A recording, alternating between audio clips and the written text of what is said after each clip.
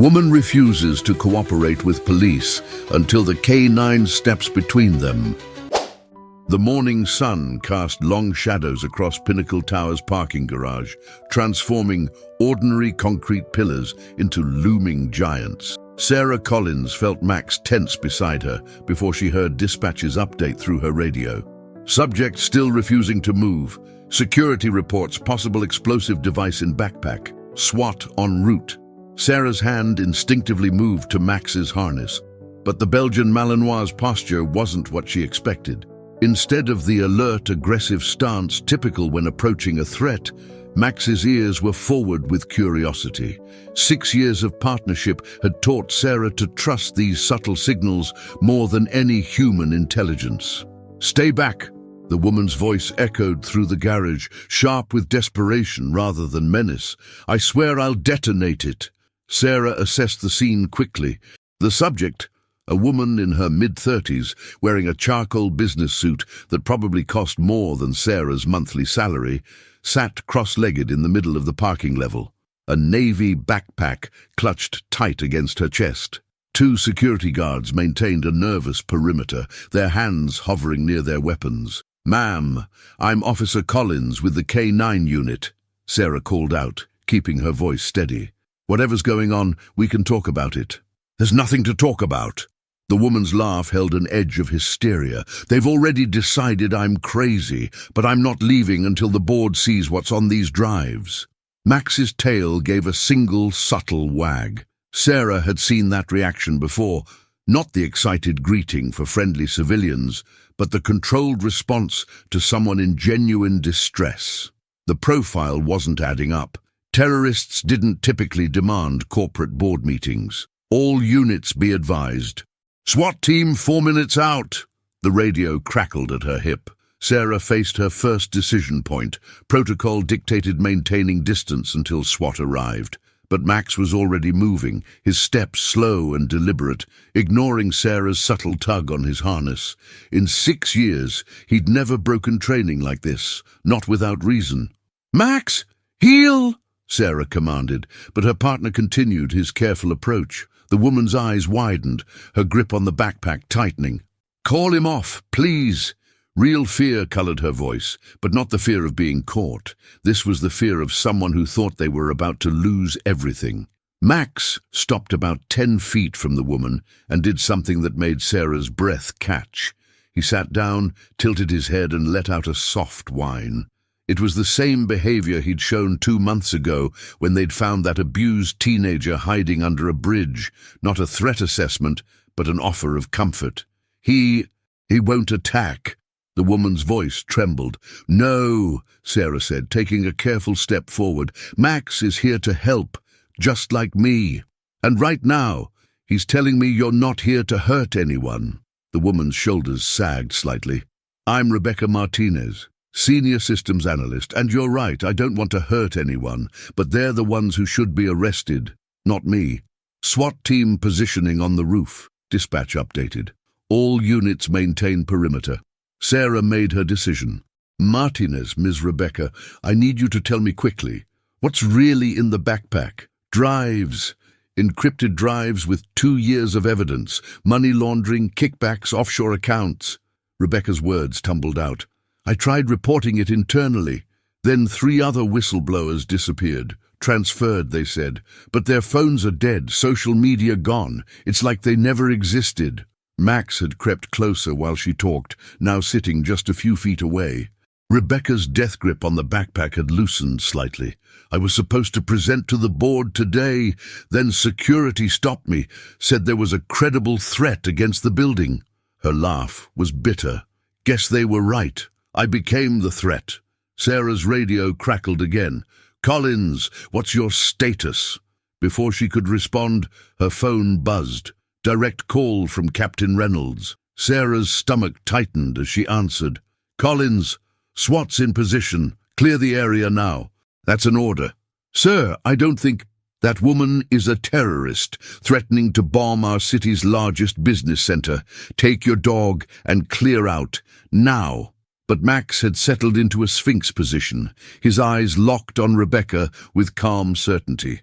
Sarah had seen that look before too, the night they'd found evidence that broke open the Patterson human trafficking case. The night Max had refused to leave until they'd discovered the hidden basement.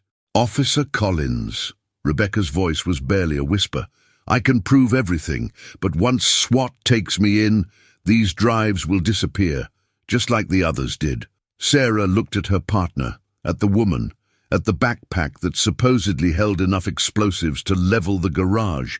6 years of training said, "Step back." 6 years of partnership said, "Trust Max." "Captain," Sarah said into her phone, "I'm declaring this a non-threat situation. Subject is cooperating. Send me 2 detectives from financial crimes." "Collins, you're overstepping." "Sir, my K9 partner has assessed no explosive threat. I'm taking custody of evidence in an ongoing financial crimes investigation." Sarah kept her voice professional, even as her heart raced. "Unless you're ordering me to ignore clear evidence of criminal activity?" The silence stretched for 3 heartbeats. "2 detectives en route," the captain finally growled. "But Collins, the chief will hear about this." Sarah holstered her phone and approached Rebecca slowly. Max shifted to make space, but stayed close, his presence a steady anchor for both women. "Okay, Ms. Martinez," Sarah said, "let's talk about what's on those drives. But first, there was never really a bomb, was there?" Rebecca shook her head, tears finally spilling. "Just desperation and evidence that will destroy some very powerful people." She hesitated. "Why did you believe me?" Sarah glanced at Max, who had rested his head gently against Rebecca's knee. "Because my partner has better instincts than any human I know, and he knew you needed help, not handcuffs." She offered Rebecca a hand up. "Now let's go find out what happened to those other whistleblowers." As they walked toward her patrol car, Sarah felt the weight of what she'd just done. She'd defied SWAT, challenged her captain, and tied herself to whatever conspiracy Rebecca had uncovered. But Max's sure steps beside her confirmed what she already knew. Sometimes doing the right thing meant breaking protocol. Her phone buzzed again. Unknown number. The text was simple. "You should have stepped back, Collins. Some secrets are meant to stay buried." Max growled softly, and Sarah felt the first chill of real fear. This wasn't just about corporate fraud anymore. They'd stumbled onto something darker, something worth killing for. And now they were both in its crosshairs. The fluorescent lights of the evidence room cast a sickly glow over Rebecca Martinez's collection of drives. 3 cups of coffee in, Sarah's eyes burned as she scrolled through another spreadsheet of offshore transactions. Max lay alert at her feet, occasionally lifting his head when footsteps passed in the hallway. "Collins." Detective Rivera from Financial Crimes appeared in the doorway, her face grim. "We've got problems. Those 3 whistleblowers Martinez mentioned, they're not just gone. They never arrived at their supposed new jobs. Credit cards inactive, no flight records, nothing." Max's ears pricked forward. Sarah had learned to read his subtle shifts. This wasn't just attention, it was recognition. "Show me their files." Rivera spread 3 personnel folders across the table. Thomas Chen, IT Security. Maria Suarez, Internal Audit. James Peterson, Risk Management. All filed complaints about irregular transactions. All transferred to different companies within 2 weeks of their reports. Sarah studied the photos. Young professionals, all in their 30s, all with spotless records. Last known addresses? That's the other thing. Rivera tapped Peterson's file. His condo was sold 3 months after his transfer. But get this, the buyer never moved in. Property's been empty. Max stood suddenly, his posture changing. Sarah recognized that stance. He'd caught a scent thread he recognized. But how? They hadn't even left the evidence room. Then she saw it. The photo in Peterson's file showed him in his backyard, a small urban garden visible behind him. In the corner, partially hidden by potted plants, was a familiar logo, Atlanta Urban Composting Initiative. "The Community Garden Program," Sarah breathed. "Max and I did a demonstration there last month. That's what he's remembering." 20 minutes later, they pulled up to Peterson's former residence. The 2-story townhouse sat dark and silent, its small backyard overgrown. Max was out of the car before Sarah had fully stopped, straining at his harness. "Easy, boy." Sarah scanned the street. Empty at 2 a.m. But something felt wrong. The neighboring houses all had security lights. This one was too dark, too neglected. "Rivera, can you get us a warrant?" "Already on it. Judge Winters owes me a favor." Max led them to the garden plot. Even in the dark, Sarah could see it had been recently disturbed. The composting bin was gone, replaced by fresh mulch that didn't match the rest of the yard. Her phone buzzed. Another anonymous text. "Walking your dog at this hour, Collins? Dangerous hobby." Sarah's hand moved to her weapon. "Rivera, we need crime scene units. Now." Max began digging frantically at the mulch bed. Sarah's flashlight beam caught something that made her stomach turn, a glint of metal that shouldn't have been there. "Police! Stop right there!" The shout came from behind. Sarah spun, weapon drawn. A figure in dark clothing vaulted the back fence. Max launched into pursuit without command, Sarah right behind him. The chase led them through 3 backyards. Their suspect was fast, but Max was faster. He closed the distance in the 4th yard, just as the figure reached for something at their waist. "Max, down!" Sarah's warning came just as a shot cracked through the night. Max dropped and rolled, avoiding the bullet by inches. Sarah returned fire, catching the suspect in the leg. When they approached the fallen shooter, Sarah felt a chill of recognition. The man wore a Pinnacle Tower security uniform. "Sarah," Rivera's voice crackled through her radio. "Crime scene found something. It's Peterson, under the garden, and they're picking up more signals. There might be others." Max whined softly, pressing against Sarah's leg. She knew that sound. Part distress, part determination. He'd known something was wrong in that garden, had probably known since their demonstration last month, but couldn't tell her until now. The security guard was laughing, even as Rivera's backup secured him. "You should have listened to the warning, Collins. Now you're both marked." Who sent you?" Sarah demanded. "Ask your captain." Blood stained his teeth as he grinned. "Oh, wait, you can't. He just took an emergency flight to the Caymans. Something about a family emergency." Sarah's blood ran cold. She'd sent Rebecca to a safe house under the captain's direct orders. "Rivera! The safe house, already called. No response from the protection detail." Max was already running back to the car, Sarah right behind him. Her mind raced. The captain had access to every safe house location, every protection detail assignment, every piece of evidence they'd collected. Her phone buzzed one last time. "Should have buried it all, Collins, like we did with the others." The race to the safe house had begun. But as Sarah gripped the steering wheel, Max tensed beside her. She knew they weren't just chasing time anymore. They were chasing ghosts, and some of them wore badges. Red and blue lights painted the safe house walls like a twisted light show. Sarah stood in the empty living room, her fingers buried in Max's fur, both of them processing the scene. Rebecca was gone. 2 protection detail officers were down, alive but badly beaten. No signs of forced entry. "They had the codes," Officer Chen said from his hospital bed. "Walked right in like they owned the place. Captain's clearance." Sarah's mind drifted to another night, 6 years ago, when authority figures had also betrayed her trust. The night that had brought her and Max together. 6 years earlier. "Collins, meet your last chance." Lieutenant Hayes gestured to the Belgian Malinois charging at the kennel fence, teeth bared. "Nobody else will work with him. Nobody else will work with you. Match made in heaven." Sarah stood silent, the weight of her partner's badge still heavy in her pocket. 3 months since Mike's death in that warehouse raid. 3 months of internal affairs interviews, of whispered accusations about missed signals and failed backup. 3 months of knowing something hadn't added up about that night. "His name's Max." The K9 trainer approached carefully.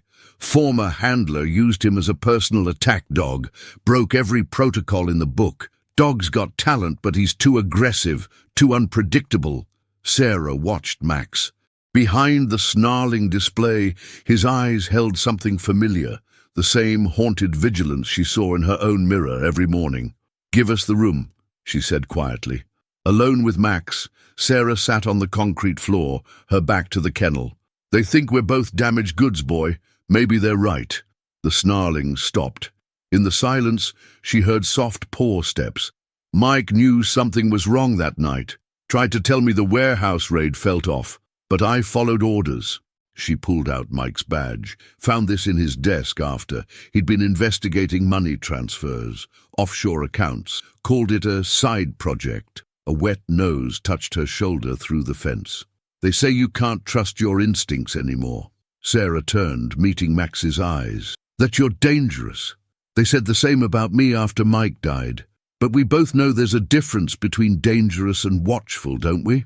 Max sat, his posture alert but calm. For the first time since losing Mike, Sarah felt something crack in her chest. "What do you say, boy? Want to find out what they're all afraid we'll discover?" Present day. "Sarah." Rivera's voice pulled her back. "Found something in the captain's office. Old case files. Your former partner, Mike Chen." Sarah's hand tightened on Max's harness. "What about him?" "That warehouse raid where he died. Building was owned by a subsidiary of Pinnacle Tower." Max growled softly. Sarah felt the pieces clicking. "Mike was investigating them 6 years ago. There's more." Rivera handed her a file. "That night before the raid, Mike made a call to internal affairs. Call log shows it lasted 12 minutes. But IA said they never heard from him because the call was redirected to a private number registered to James Peterson." Sarah's breath caught. The whistleblower they'd just found buried in his garden. Peterson worked at Pinnacle then. Risk management. Same position.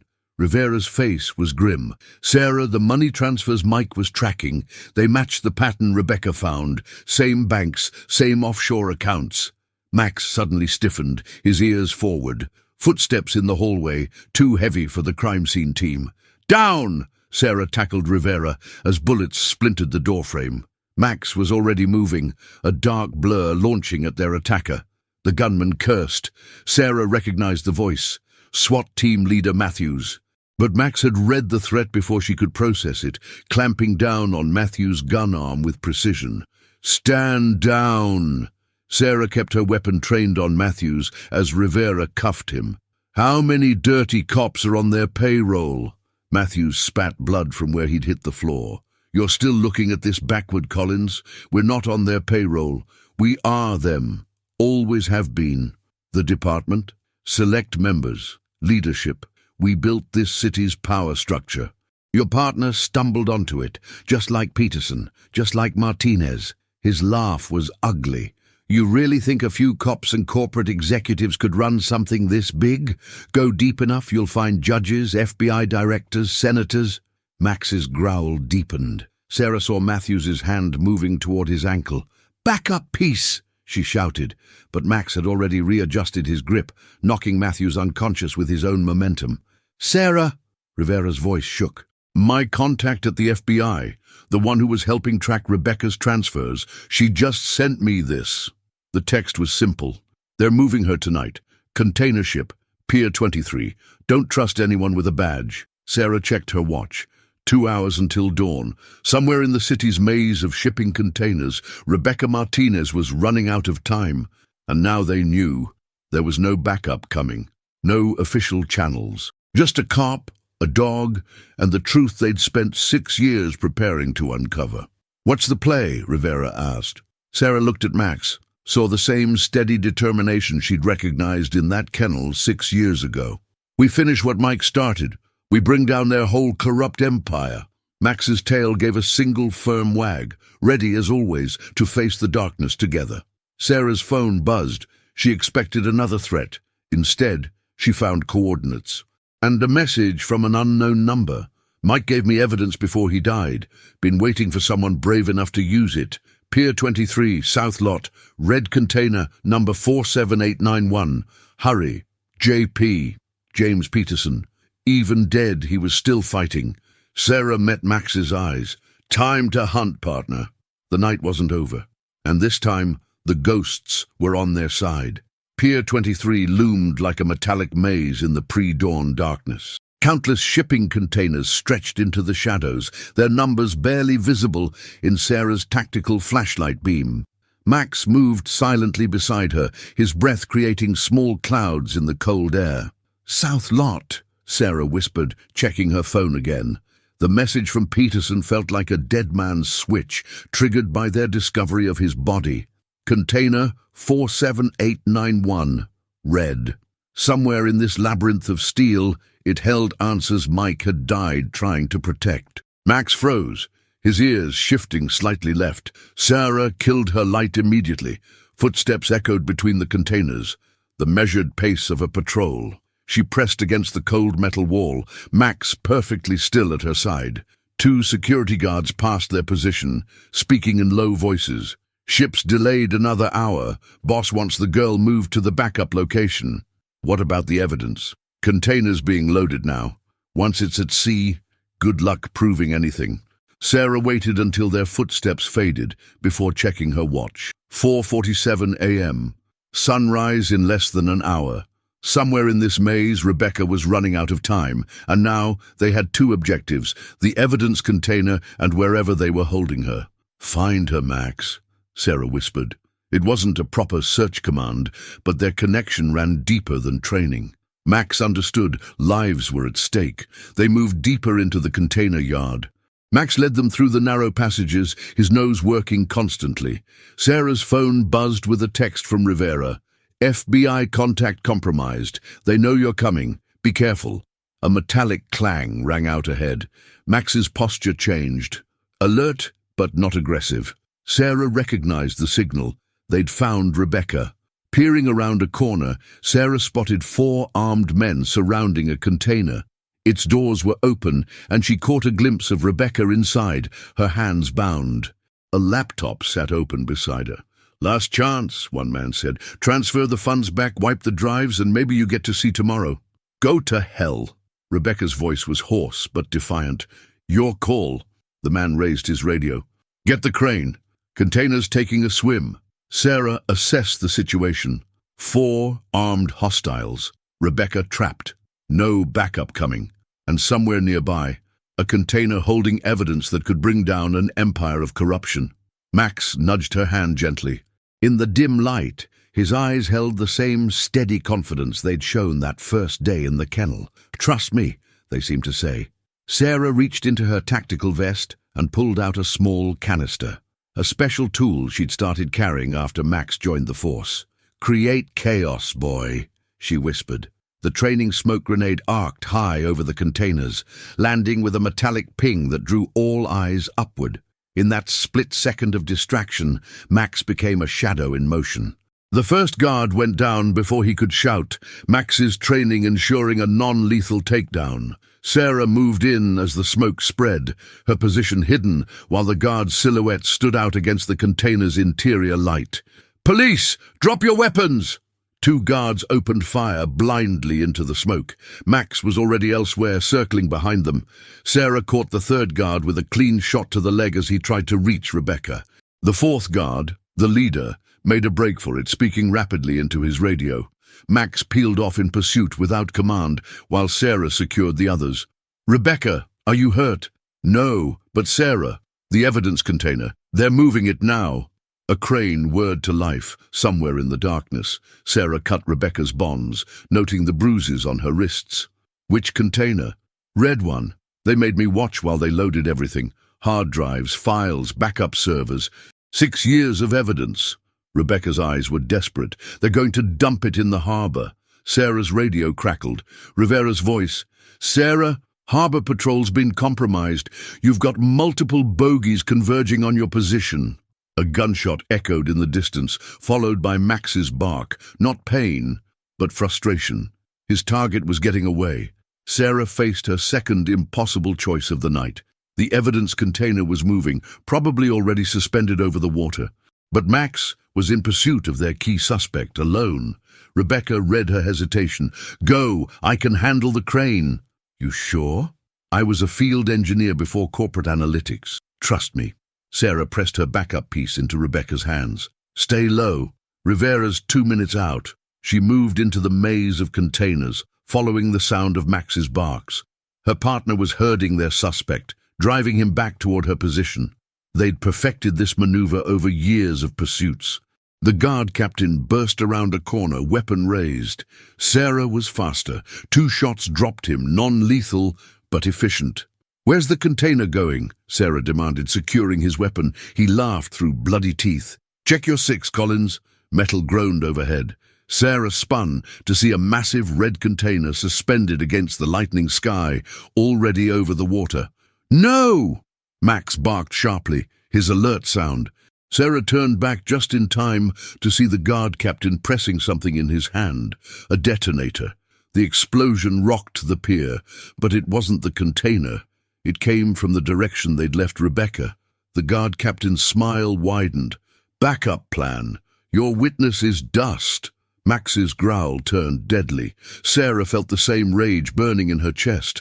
After Mike, after Peterson, after everything, they couldn't lose Rebecca too. Her radio hissed. A familiar voice, weak but alive. "I got the crane stopped, but Sarah, there's something else in this control room. Files, about Mike, about everything." Relief flooded Sarah's system. Rebecca was alive. The evidence was safe. Now they just needed to. Max's bark cut through her thoughts. Pure alarm this time. Sarah dove as bullets strafed the container beside her. SWAT teams emerged from multiple directions, but their weapons weren't aimed at the guard captain.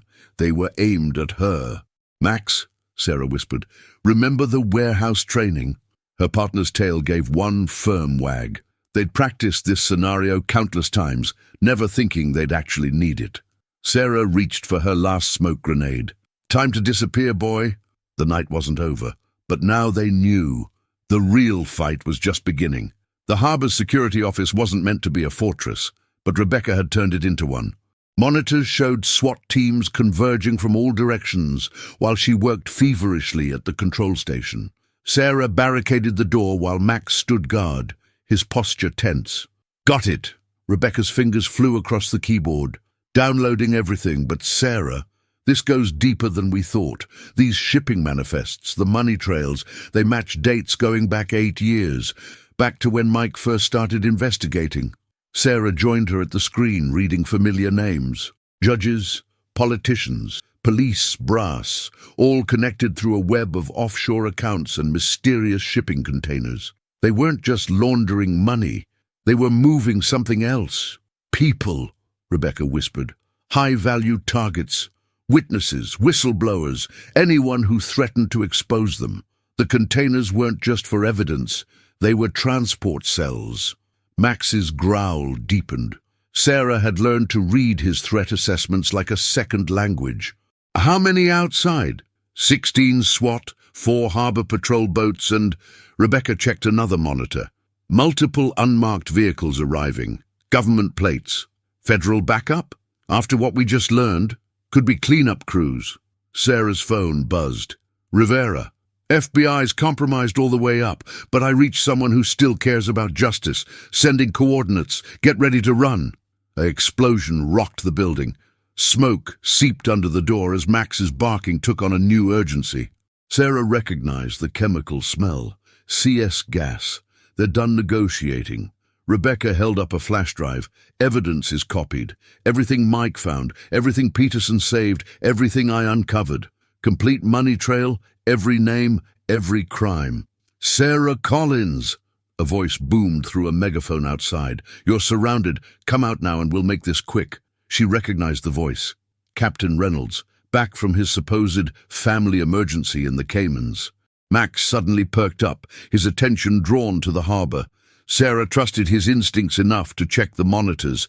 A sleek black speedboat was approaching from the east, running dark. Her phone buzzed again. "Rivera. Boat's friendly. Agent Chen, FBI Internal Affairs. Mike's sister. She's been building this case since he died." Sarah's breath caught. Lisa Chen.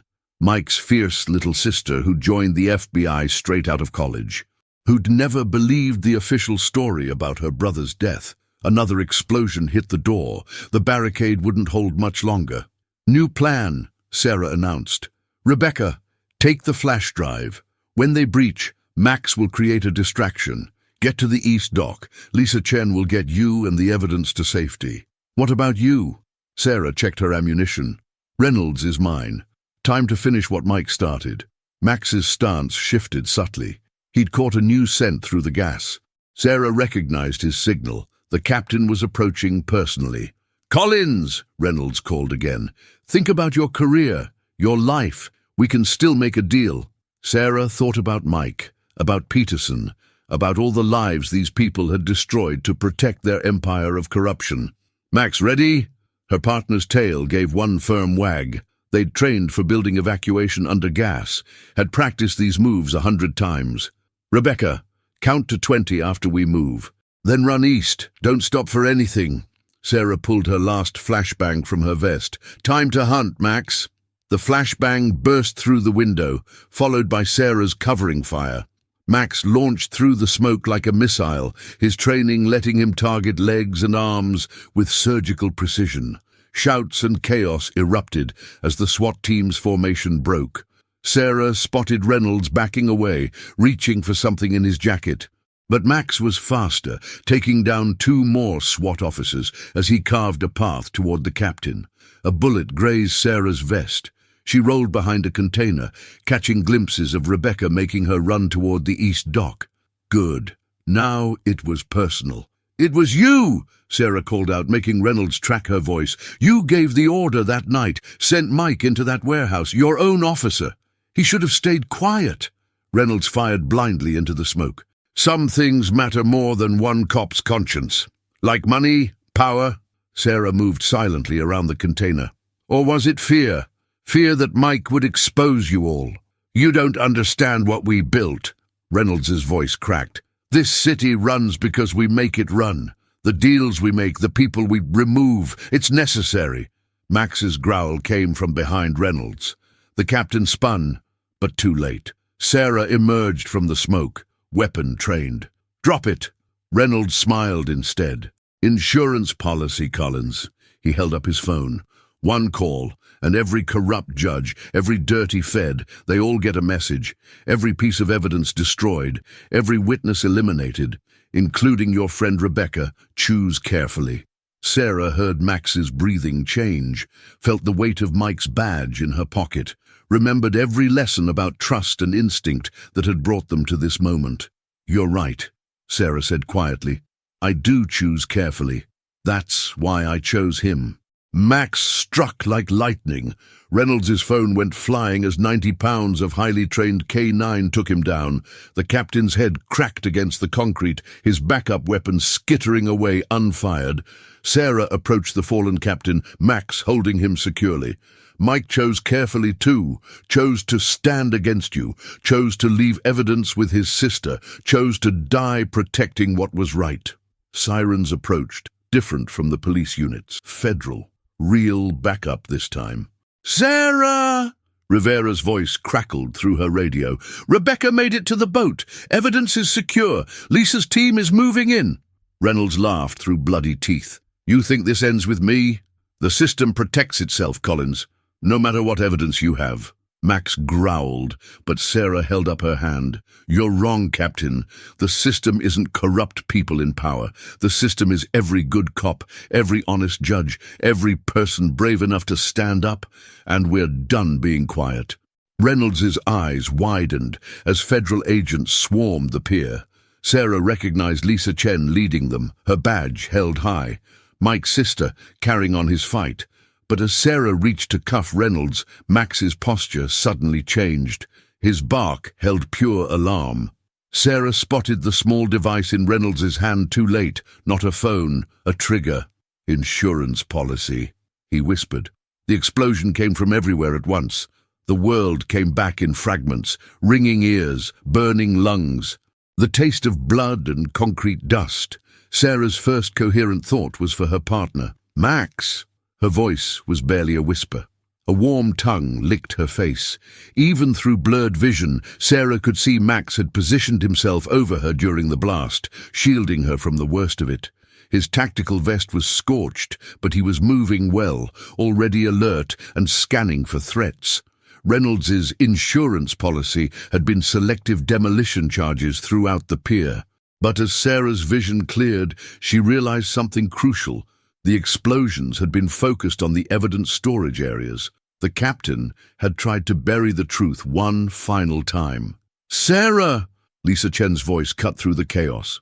Mike's sister appeared through the smoke, face streaked with soot but determined. "Rebecca made it out with the drive. We've got everyone. All the evidence is safe." Sarah struggled to her feet, one hand gripping Max's harness for support. "Reynolds? Dead." Lisa's voice was flat. "Blast caught him point blank. He chose to go down with his empire." Emergency vehicles were arriving, their lights painting the smoke red and blue. Sarah saw familiar faces emerging from the chaos. Rivera coordinating with FBI teams, Rebecca giving a statement, corrupt officers being led away in cuffs. "Initial evidence analysis is already spreading through the justice system," Lisa reported. "Judges are recusing themselves, politicians are resigning, federal arrest warrants are being issued. The whole network is unraveling." Max's ears suddenly pricked forward. His posture shifted from alert to excited. Sarah followed his gaze to see a figure approaching through the smoke. Her heart stopped. "Hello, rookie." Mike Chen's old partner, Detective James Morrison, walked toward them. The man who'd trained Mike, who disappeared 2 months after his death, who everyone assumed had retired in grief. "Morrison," Sarah breathed. "We thought I was dead?" That was the idea. Morrison looked older, grayer, but his eyes were sharp as ever. "Had to go deep underground after Mike was killed. Been feeding Lisa intel ever since, helping her build the case. Couldn't let them bury what he found." Max approached Morrison cautiously, sniffing. Then his tail started wagging. He remembered the scent from their training days, when Morrison had helped evaluate K-9 candidates. "You knew?" Sarah asked Lisa. "All this time?" "Had to keep it quiet. Build the case slowly, make sure we got everyone." Lisa touched the badge at her belt. Mike's badge, which she'd carried since his death. "But we needed someone on the inside, someone they wouldn't suspect. A grieving officer and her K-9, both considered damaged goods." Sarah felt the weight of the past 6 years shift. Every training session with Max, every case they'd worked. It had all been preparation for this moment. "You chose us." "Mike chose you," Morrison corrected. "He knew you'd never stop looking for the truth, knew you'd need a partner who could sense corruption as well as you could." He nodded to Max. "Guess he was right about both of you." Dawn was breaking over the harbor. Crime scene units were documenting everything. Federal agents were coordinating arrests across the city, and reporters were already gathering at the perimeter. The story would break with the morning news. A corruption ring spanning decades, brought down by a determined K-9 officer and her partner. "Sarah!" Rebecca called out, jogging over with Rivera. "U.S. Attorney's Office is already processing the evidence. They're talking RICO charges, conspiracy, multiple counts of murder. Everyone involved is going down." "And the other whistleblowers?" Sarah asked. "The ones they made disappear?" "Found them," Rivera confirmed. "Offshore detention facilities. FBI teams are conducting rescue operations now. They're all coming home." Max pressed against Sarah's leg, his signal that she needed to sit down, that the adrenaline was wearing off. She slid to the ground, letting her partner's solid presence anchor her. "What happens now?" she asked, no one in particular. "Now," Lisa smiled. "Now we rebuild, clean out the corruption, restore trust in the system. The U.S. Attorney wants to create a special task force, specifically for investigating corruption and protecting whistleblowers." She looked meaningfully at Sarah and Max. "We could use a good K-9 team." Sarah felt Max's tail wag against her leg. After 6 years of hunting in the shadows, of carrying Mike's memory and seeking justice, they were being offered a chance to work in the light. "What do you say, partner?" she asked Max. "Ready for a new mission?" Max's response was to lick her face once, then sit at attention, ready, as always, for whatever came next. 1 week later, Sarah stood in the morning sun outside the federal courthouse. Max sat beside her, his new task force vest gleaming. Rebecca was inside, testifying before a grand jury. Morrison was being officially reinstated with full honors. Lisa was coordinating operations to uncover similar corruption rings in other cities. Sarah touched Mike's badge, now mounted beside her own. "We did it, partner," she whispered. "We found the truth." Max's ears twitched at the sound of approaching footsteps. Sarah turned to see a young officer leading a nervous-looking man in a business suit. "Officer Collins. He says he has information about judicial corruption in the state court system. Says he'll only talk to you and Max." Sarah met Max's eyes, saw the same steady determination that had carried them through the darkness. Some people thought K9 officers were just dogs, but Sarah knew better. Max was more than a partner. He was a guardian of truth, a seeker of justice, and the purest example of loyalty she'd ever known. Ready to hunt Max. His tail gave one firm wag. The next case was waiting, and this time they weren't working alone.